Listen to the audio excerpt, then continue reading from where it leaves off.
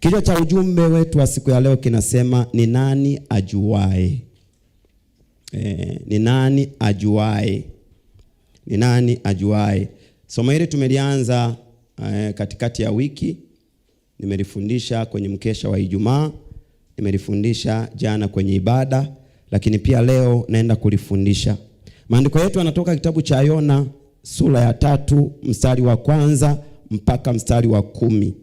Yona 3:1 mpaka 10. Na kichwa cha ujumbe kinatoka ule mstari wake wa 9. Lakini leo nataka tusome maandiko mengine yanapatikana kitabu cha Yoeli sura ya 2 mstari wake wa 12 mpaka mstari wake wa 14. Na haya ni maandiko ambayo tulipokuwa tunaanza mwaka Mungu alitupa kuyasoma. Bwana Yesu asifiwe sana. Yoeli sura ya 2 mstari wa 12 mpaka ule wa 14, Biblia inasema, Lakini hata sasa asema Bwana, nirudieni mimi kwa mioyo yenu yote, na kwa kufunga, na kwa kulia, na kwa kuombolea. Anasema, lalueni mioyo yenu wala si mavazi yenu, mkamrudie Bwana Mungu wenu, kwa maana yeye ndiye mwenye neema, amejaa huruma, si mwepesi wa hasira, ni mwingi wa rehema, naye ugaili mabaya. Anasema 14, ni nani ajuae kwamba hatarudi na kugeuka na kutuachia baraka nyuma yake? Naam, sadaka ya unga na sadaka ya kinywaji kwa Bwana Mungu wetu. Haleluya pendwa. Nani ajuae ni neno ambalo kwenye Biblia limetokea mara kadhaa. Katika kitabu cha Yona sura ya 3 ule mstari wa 9, baada ya taifa la Ninawi kusikia habari ya hukumu ya Mungu, Mungu anasema Ninawi baada ya siku 40 unaenda kuangamizwa. Vinasema taarifa inamfikia mfalme. Watu wa Ninawi wanaamua kufunga, wanajivika magunia, wanalalua mioyo yao, wanajipaka majivu, wanamwendea Bwana, lakini ndani ya mioyo yao kuna wasiwasi. Je, Bwana atasikia ama hatasikia? Kwa neno nani ajuae linatupa kujua wakati mwingine unamwendea Mungu ukiwa hauelewi atakujibu matakwa yako ama hatakujibu, lakini lazima umwombe Mungu kwa kumaanisha, kwa sababu yeye ni Mungu ambaye anafanya anapoombwa. Haleluya pendwa. Kwa nani ajuae ya kwamba ile shida yako ndani ya maombi ya siku 7 Bwana atatatua na Bwana atafanya? Nani ajuae ile changamoto yako ya kwamba ndani ya maombi haya Mungu atajibu? Kwa kuna mtu unaweza kuwa umekusudia kuacha maombi haya, lakini nani ajuae yamkini wito wa Mungu ambao anatuita saa hizi ni kwa ajili ya hayo aliyoshindikana miaka mingi aweze kutenda. Bwana asifiwe sana. Bwana asifiwe sana. Kwa hiyo nani ajuae linamfanya yule anayeomba asielewe atakachopata. Daudi anamwambia mtoto wake, anafunga na kuomba, anasema ni nani ajuae yamkini Mungu akanisaidia, akanisamee, akamwokoa mtoto wangu. Nani ajuae? Mordekai anamwambia Esther, ni nani ajuae kama ukuijia ufalme katika majira haya? Na leo uko hapa, lakini nani anayejua uko hapa kwa kusudi gani?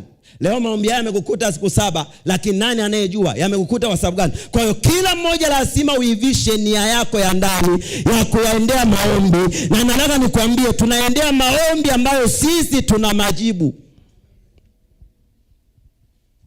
Amina. Majibu yake ni ya ushindi.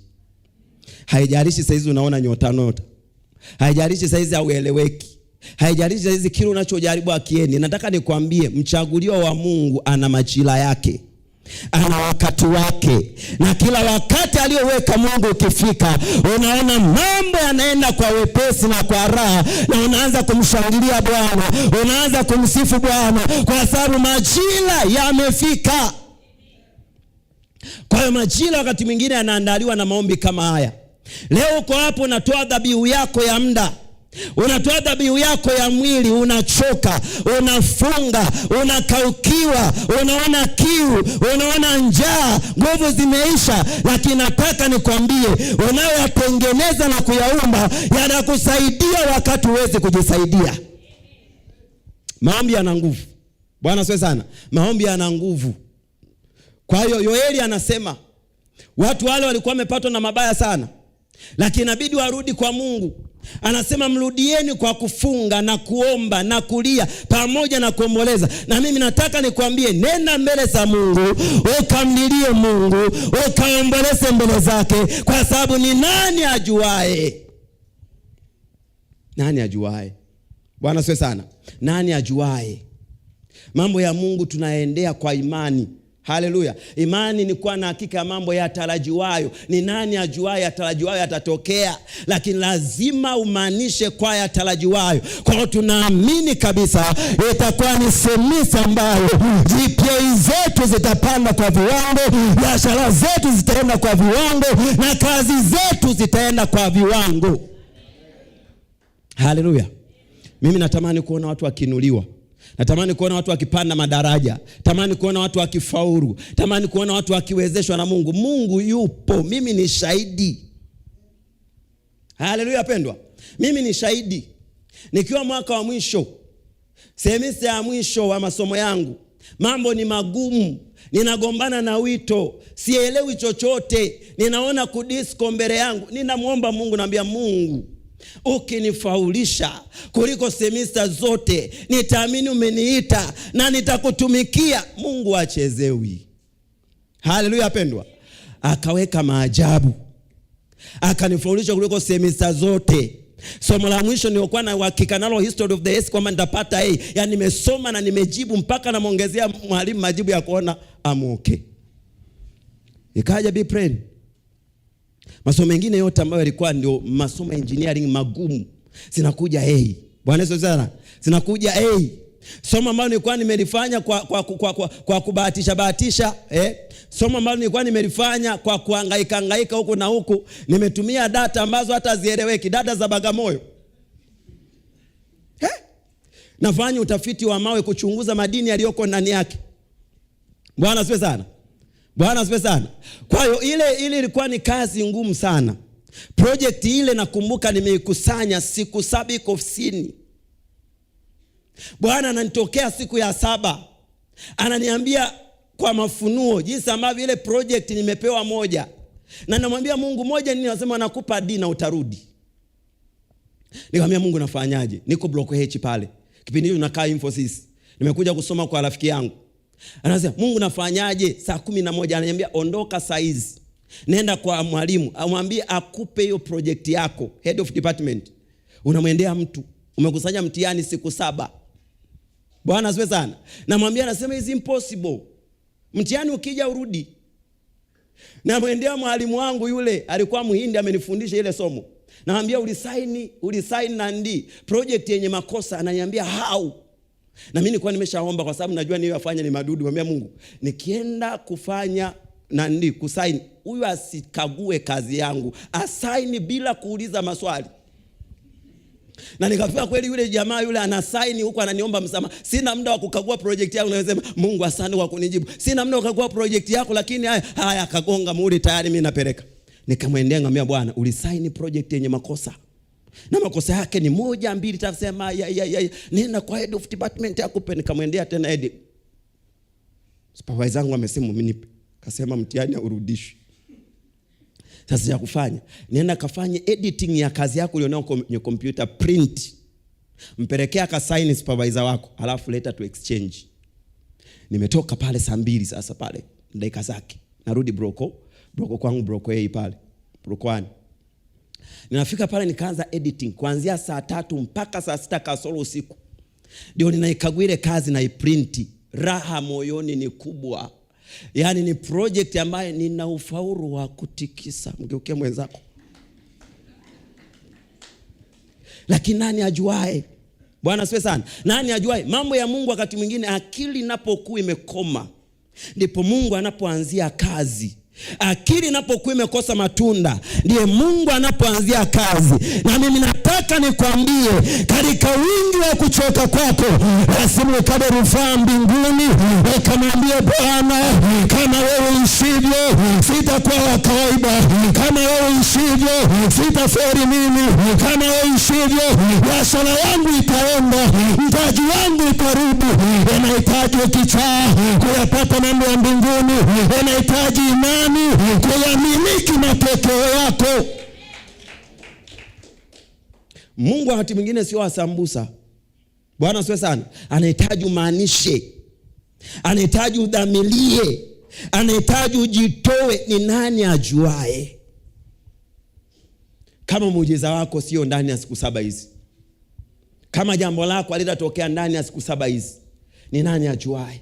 Kwa tunaitwa kwenye maombi ambayo inatakiwa tuingie kwa moyo. Tumefundishwa leo habari ya Paulo na Sila. Walifika mbele za Mungu, wanaimba, wanasifu, wanaomba. Haleluya. Biblia inasema misingi ya gereza inatikisika. Na mimi nataka nikwambie, inawezekana hata kwenye vifungo na uelewi maisha yako yapoje, lakini Bwana na Bwana katika siku 7 hizi misingi ya gereza inaenda kutikisika. Misingi ya gereza inaenda kutikisika. Na kila vifungo na shida vitaachilia. Haijalishi umefungwaje, haijalishi umelogwaje, hata kama aliyekuloga hayupo tena kafa, hata fufuka aje akutengulie kulogwa kwako. Lazima waitwe. Bwana asifiwe sana. Kuna maamuzi. Sauli anasema Samueli atafufuka. Aje anieleze anipasayo kufanya. Atafufuka, kafa, kazikwa. Yani kwa namna yoyote huyo ndio mwenye majibu. Atatokea. Inahitaji hasira mambo ya Mungu. Mtu ameniroga, umekufaje? Unaniachaje mimi hapa? Utakuja. Tumalizane hapa. Haleluya pendwa. Anaitwa. Aje. Umwambie kabisa. Yani na usipokuja wafa vibaya huko. Una maamuzi ya kufunga lolote na kufungua chochote chini ya jua. Kwa hiyo hebu pata uchungu wa kumwendea Mungu. Na Mungu unayemwendea atakusaidia. Haleluya pendwa. Kwa hiyo kuna mambo matatu tu ambayo nataka leo tujifunze. Cha kwanza, unapoomba mbele za Mungu, omba lolote. Lolote. Wewe lipeleke kwa Mungu. Chochote ambacho unajisikia wewe kipeleke kwa Mungu. Mwambie Mungu, niko hapa nina hili. Mwambie Mungu, niko hapa nina hiki. Mwambie Mungu juu ya shida yako. Anasema ikiwa maneno yangu yanakaa ndani yenu, kitabu cha Yohana, na ikiwa ninyi mnakaa ndani yenu, ombeni lote mtakalo, nanyi mtatendewa. Haleluya pendwa. Mtafanyiwa kwa sababu mnaomba kwa imani. Na kitabu kile cha Marko 11 anakuambia kwa habari lolote unaloliomba katika sala ukiamini unalipokea. Jambo la pili, omba kwa unyenyekevu. Omba kwa unyenyekevu. Mwambie Mungu, niko hapa. Ninajua bila wewe siwezi. Ninajua bila wewe sitaweza. Ninakuhitaji. Naomba nionekanie. Naomba nitokee. Naomba nitendee. Kwa hiyo Waninawi walinyenyekea mbele za Bwana. Na wanaomba maombi ambayo Mungu anawajibu. Anagairi hukumu. Haleluya pendwa. Haleluya pendwa. Hata kama shida yako inatokana na maovu yako, gairi yale maovu. Lalua moyo wako. Umrudie Mungu kwa kufunga, kwa kuomba. Mungu atagairi mabaya.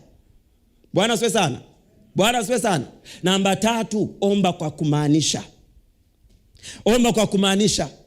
Unapoenda mbele za Mungu, omba kwa kumaanisha, dhamiria kabisa. Samueli wa kwanza sura ya 1 tunamuona Hana anaomba mbele za Mungu. Anaomba maombi ya kulia, amemaanisha. Lakini pia tunaona katika kitabu cha Nyakati, tunamuona pale mtu wa Mungu ambaye anaomba kwa kumaanisha, anaitwa Hezekia. Ameambiwa muda wako wa maisha umeisha. Tengeneza mambo ya nyumbani mwako, maana utakufa. Lakini Hezekia anamwambia Mungu, kumbuka nilivyoenenda mbele zako. Nilivyofanya kwa utiifu, kwa uaminifu, jinsi ambavyo nimeishi bila makosa. Anamwambia Mungu, angalia ukumbuke matendo yangu yalikuwa mema. Mungu anataka hoja unapoomba. Nena mbele za Mungu, mwambie habari ya maisha yako. Mkumbushe habari ya sadaka zako. Mwambie Bwana, kumbuka. Haleluya. Na Mungu wetu anakumbuka. Mungu wetu anaona. Mungu wetu anaangalia. Kwa haijalishi upo kwenye mazingira gani, tumwamini Mungu katika siku 7. Na mimi nataka nikwambie, ndani ya siku 7 kwa maombi haya tutarudi tukilia kwa kelele za furaha. Tukisema Bwana ametenda. Sijui alifanyaje, lakini naelewa neema zake. Ametenda kwa uaminifu. Ametenda kwa uaminifu. Jehova ametenda, atatenda na atakutendea kwa jina la Yesu. Simama kwa miguu yako. Simama kwa miguu yako. Twende mbele za Mungu. tukamwambia Mungu tusaidie. Maombi haya ni safari ndefu sana. Bila Mungu hatutaweza. Bila Mungu hatutapenya. Mwambie Mungu nakuja kwa maombi ya siku 7. Mwambie Mungu nisaidie katika maombi ya siku hizi 7. Nione mkono wako na uaminifu wako. Mwambie Baba niko hapa nisaidie. Na kama unaona kabisa ndani ya maisha yako kuna namna wewe na Mungu hamjakaa vizuri, ni wakati wa kuja mbele za Bwana kutengeneza. Ni safari ya siku 7 za badiliko. Ni safari ya siku 7 za majibu. Ni safari ya siku 7 za kukutana na Bwana uso kwa uso, ili atutende mema katika safari yetu ya maisha. Nataka nikwambie, weke dhamirio kama yule mwanamke mwenye kutokwa na damu alisema, nitagusa tupindo, nitagusa pindo lake tu na msiba wangu utakoma. Alikamwambia hawa, ujiweke tayari, kwa kuwa ni nani ajuao ya kwamba Bwana atatenda au maanisha kwa Bwana. Niambie Bwana nisaidie, niambie Bwana nitokee, niambie Bwana nionekanie, niambie Bwana nifadhili, niambie Bwana nitendee, niambie Bwana usimame pamoja nami. Wewe ni Bwana mwaminifu, atatenda kwa uaminifu. Baba, katika jina la Yesu Kristo, tunakuja kwako uliye mwema, tunakuja kwako uliye Jehova, tunakuja kwako uliye